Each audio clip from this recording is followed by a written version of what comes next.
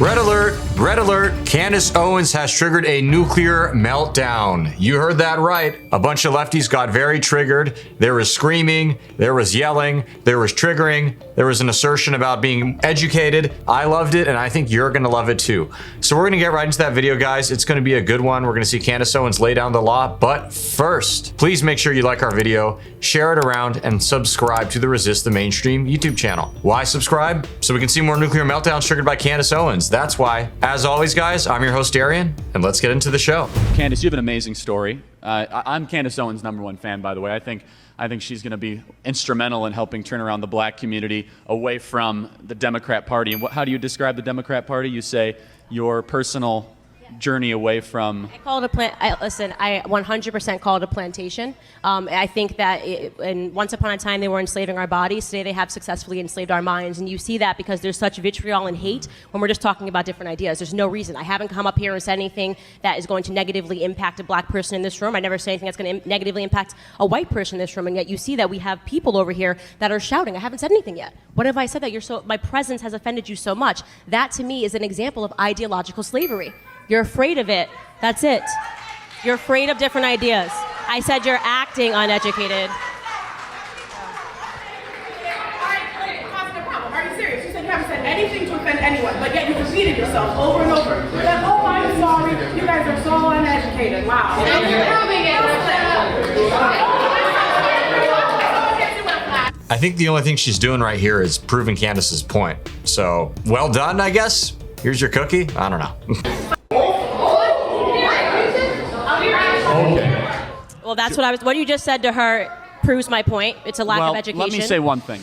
Just because you're offended doesn't mean you're right. Amen. Well, guys, that was a fun exchange.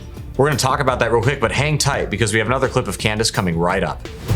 What you're seeing happening today, obviously we have some black people that are just shouting in the back. We have some black people that are sitting in the front quietly that are chanting USA and having a normal conversation. I love that because what I say every single time, and you may have seen me on the news, is that what is happening right now in the black community, you're going to hear it in this room first. There is an ideological civil war happening. Black people that are focused on their past and shouting about slavery, and black people that are focused on their futures, okay? That's really what it comes down to, okay? I can guarantee you what you're seeing happening is victim mentality versus victor mentality. That's I promise great, by you, the way. the people here are going to win. I love that. And there's no doubt in my mind. I can tell you right now who is going to be better off when we look 20 years and we look at the faces in this room. Who is going to be better off are the girls that are sitting right here and across this room because they don't have your mentality. Victim mentality is not cool. I don't know why people like being oppressed. It's the weirdest thing I've ever heard. I love oppression. We're oppressed. 400 years of slavery, Jim Crow, which by the way, none of you guys lived through. Your grandparents did, and it's embarrassing that you utilize their history. You utilize their history, and you come in here with more emotion than they ever had when they were living through it. More emotion than they ever had when they were living through it. It's embarrassing. You're not living through anything right now. You're overly privileged Americans. It's what's going on right now. Damn, you teach them, girl. Yeah!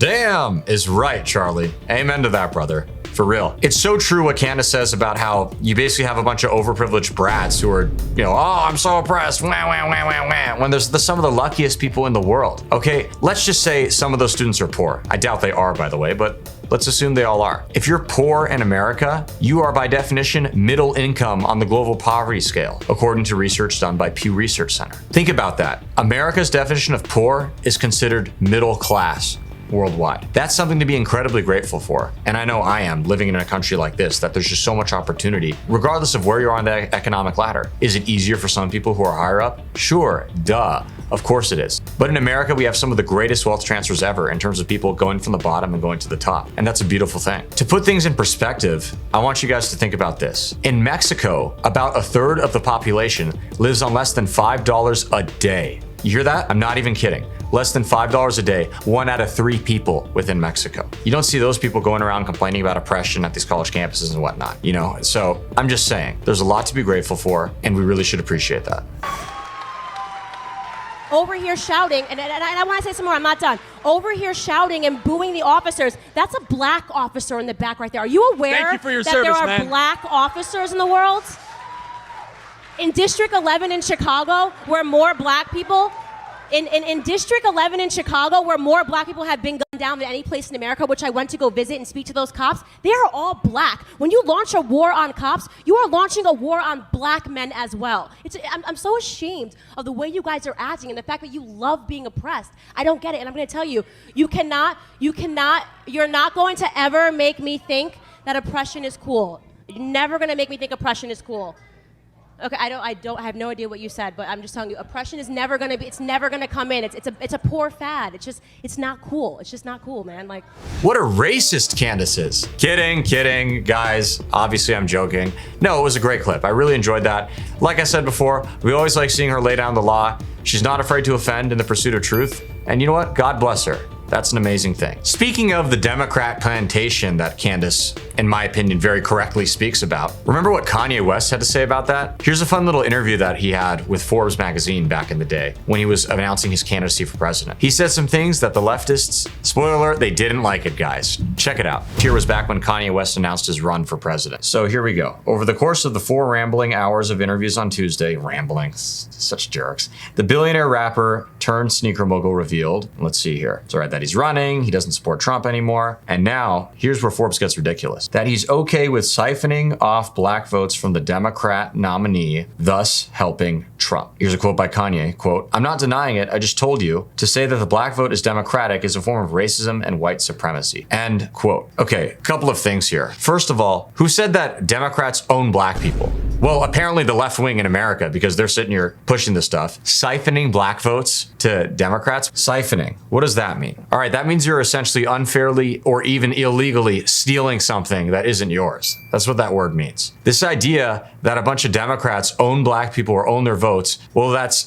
one could argue that that's rooted in white supremacy, given that the Democrats are the original white supremacists. It was Democrats who started the KKK. It was the Democrat South where slavery was practiced. So it's very clear that they haven't changed their ways in many of these respects. All that to say, I love what Kanye was saying about that. I think he's totally right and on the nose. And you know what? They hate that. Go figure. Too much common sense for the left. Let's see what else Kanye has said. He's suspicious of the coronavirus vaccine and calling it the mark of the beast. I mean, okay, be as triggered as you want. Just saying, I think Kanye might have been onto something with being suspicious about the COVID jab. So I don't know. Who's the idiot here? You tell me. Let's keep going here. Kanye West said he believes Planned Parenthoods have been placed inside cities by white supremacists to do the devil's work. People will hear that and think, oh, he's crazy. What an idiot. Do you know who founded Planned Parenthood? It's common knowledge, by the way, conveniently with some details left out in the public education system, but the answer is Margaret Sanger. Who was she? She was a first-wave feminist and a rabid white supremacist. Sanger was a KKK member who actually had a goal of eradicating the black race. She was very open about this. She hated black people. For Kanye to say that Planned Parenthood was placed by white supremacists to the devil's work, it's really not that far of a reach, okay? If anyone who's Christian quite clearly believes that abortion, aka killing a baby, is a mortal sin and is not tolerable to do ever. Well, what did Margaret Sanger do? She literally tried to eradicate black babies via abortion. So it's not really, frankly, it's not that controversial of a thing Kanye is saying, especially from the perspective of anybody who believes in A, Christianity, and B, human life. And then finally, that Kanye envisions a White House organizational model based on the secret country of Wakanda and Black Panther. I'm not sure what that means, but hey, Kanye gonna Kanye, guys. What can I say about that? Well, everyone, that wraps up our clip for today. Thank you so much for tuning in. We really appreciate it. Please be sure to comment below. Let us know what you liked, what you want to see next, and we'll be talking soon. Thank you so much, and God bless.